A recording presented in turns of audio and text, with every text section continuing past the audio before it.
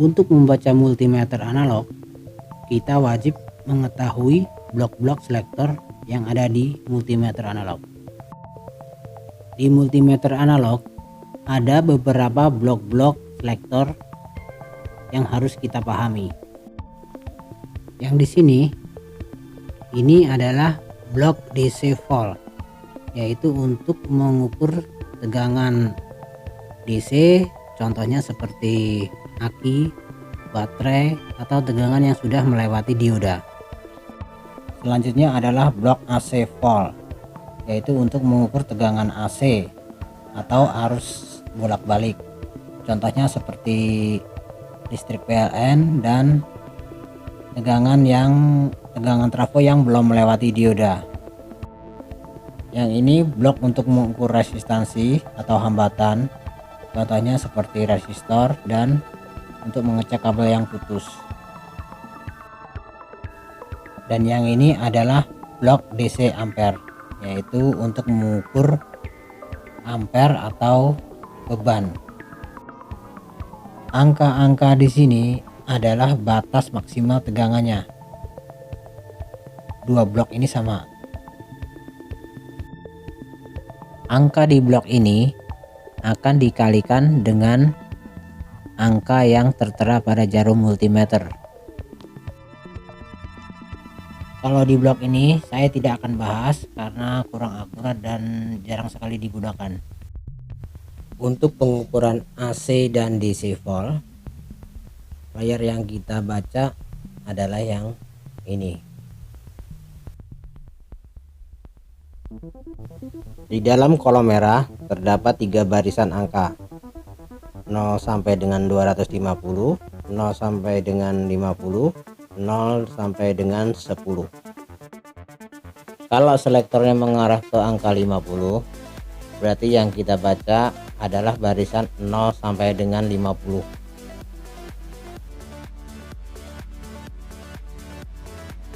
Dan bila selektor mengarah ke angka 10, berarti yang kita baca adalah barisan 0 sampai dengan 10.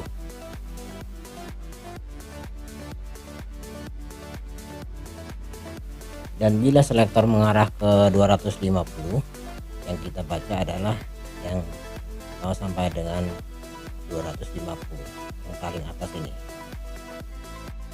Bila selektor mengarah ke angka 1000, berarti yang kita baca adalah 0 sampai dengan 10. 10 anggap saja 1000.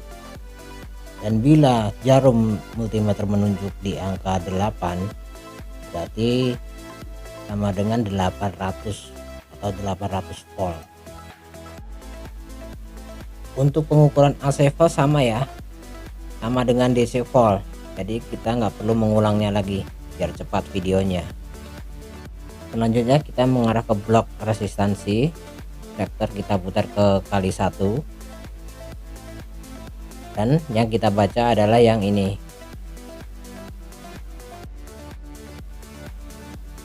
Sampai sini.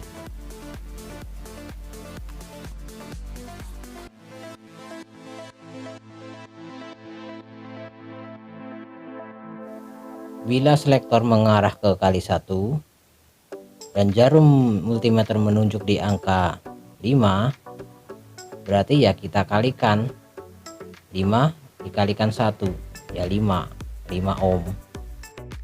Kalau selektor mengarah ke kali 10, ya kita kalikan 10, berarti kalau 5 ya 50 ohm.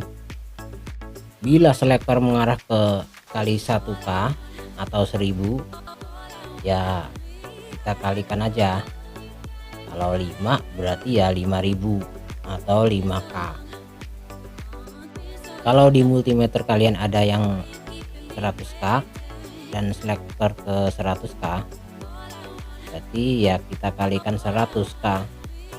Kalau di angka 5 ya 500K. Nah, kelihatan ya ini. Tidak semua multimeter analog ada tulisan 100K, dan bila ada tulisan 100K berarti multimeter itu sudah bisa untuk membaca kapasitor, contohnya milar. Selanjutnya kita akan mengukur tegangan baterai, dan baterai yang kita gunakan adalah 4 volt. Kita ubah selektornya ke angka 10. Untuk yang belum subscribe, tolong di subscribe ya bro.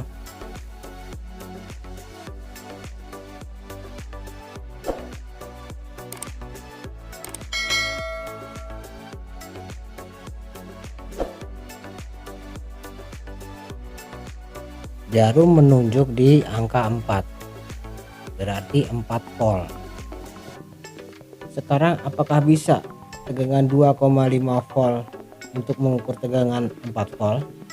Kita coba pindah.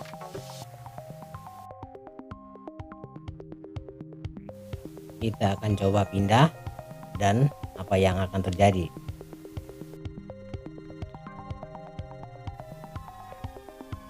Jarum mentok. Tuh, jarum mentok ke kanan. Kita tidak bisa membacanya. Selanjutnya kita ubah selektor ke angka 50. Apakah bisa membacanya? Kita coba.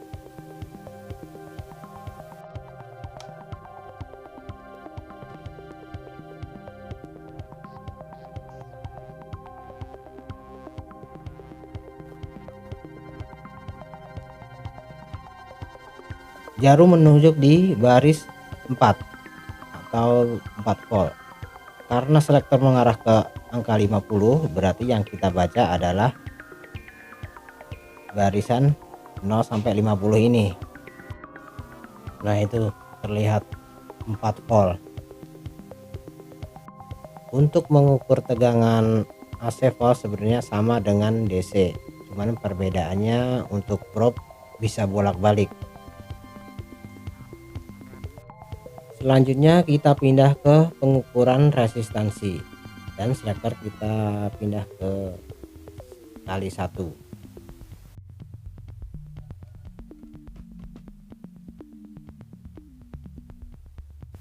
Sebelum pengukuran kita wajib kalibrasi. Caranya begini, kita tempelkan ujung probe dan kita putar selektor ini ke angka 0. Saya menggunakan resistor 2K2. Multimeter, lihat, multimeter tidak bisa membacanya karena nilai resistor terlalu tinggi. Kita ubah selektor ke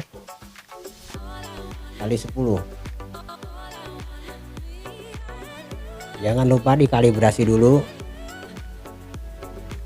Kita putar ke 0. Selanjutnya kita coba dengan resistor yang sama. Kita lihat jarum menunjukkan di angka 200, berarti 200 dikalikan yang tadi selektor ke 10 berarti 2000 ohm sama dengan 2K. Selanjutnya kita pindah ke kali 1K atau 1000. Jangan lupa dikalibrasi, geser ke titik 0, kita putar. Kita menggunakan resistor yang sama. Kita lihat jarum menunjukkan di angka 2. Kenapa tidak tepat di angka 2? Yaitu tadi kekurangan dari multimeter analog, tidak seakurat multimeter digital. Untuk multimeter yang tidak ada switch off-nya, dan bila kita ingin menyimpannya agak lama, kita putar selektor ke blok AC volt atau DC volt. Kenapa di blok AC volt atau DC volt? Karena dua blok itu tidak perlu menggunakan daya baterai. Jadi tanpa baterai pun dua blok itu bisa mengukur daya. Maksud saya tegangan. Dan bila kita pindah ke blok ini dan kita menyimpannya, baterai akan cepat habis. Karena blok ini menggunakan daya baterai. Selanjutnya kita ke mode buzzer atau suara. Sebenarnya sama sih mode buzzer dengan resistansi, cuman bedanya ya Yang satu ada suaranya, yang satu tidak ada suaranya, gitu aja. Contohnya seperti ini nih. Sekarang kita tes dioda.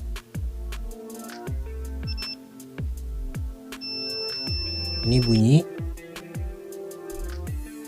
Dan kalau dibalik harusnya tidak ada bunyinya. Oh, berarti ini menandakan normal. Itulah cara menggunakan multimeter analog dengan pengukuran standar yang paling sering digunakan. Dan bila informasi ini membantu, tolong di subscribe ya bro.